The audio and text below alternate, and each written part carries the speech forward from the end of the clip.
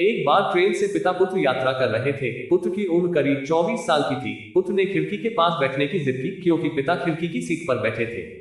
पिता ने खुशी खुशी खिड़की की सीट पुत्र को दे दी और खुद बगल में बैठ गए। ट्रेन में आसपास और भी यात्री बैठे थे। ट्रेन चली तो पुत्र बड़ी उत्सुकता से चिल्लाने लगा, देखो पिताजी, नदी, पुल, पेड़ पीछे जा रहे हैं, बादल भी पीछे छूट रहे हैं। पिता भी उसकी हाँ में हाँ मिला रहे थे। उसकी ऐसी हरकतों को देखकर वहां बैठे यात्रियों को लगा कि शायद इस लड़के को कोई दिमागी समस्या है जिसके कारण यह ऐसी हरकत कर रहा है। पुत्र बहुत देर तक ऐसी अजीबोगरीब हरकत करता रहा। तभी पास बैठे एक यात्री ने पिता से पूछा कि आप अपने पुत्र को किसी अच्छे डॉक्टर को क्यों नहीं दिखाते, क्योंकि उसकी हरकत सामान्य नहीं है, हो सकता है कि कोई दिमागी बीमारी हो। उस यात्री की बात सुनकर पिता ने कहा, हम अभी डॉक्टर के पास से ही आ रहे हैं। पिता की सुनकर यात्री को आश्चर्य हुआ। पिता ने बताया कि मेरा पुत्र जन्म से ही अंधा था।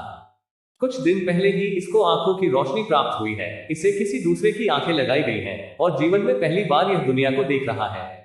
यह इसलिए ऐसी हरकत कर रहा है क्योंकि ये सारी चीजें इसके लिए एकदम नहीं है, ठीक वैसे ही जैसे किसी छोटे बच्चे के लिए होती है। पिता की बात सुनकर आसपास बैठे लोगों को अपनी गलती का एहसास हुआ और उन्होंने पुत्र के पिता से माफी भी मांग ली।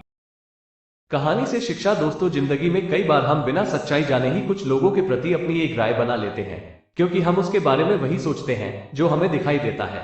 इसलिए किसी के बारे में राय बनाने से पहले हमें उसकी सच्चाई जान लेनी चाहिए, जिससे बाद में सच्चाई का पता लगने पर शर्मिंदा ना होना पड़े।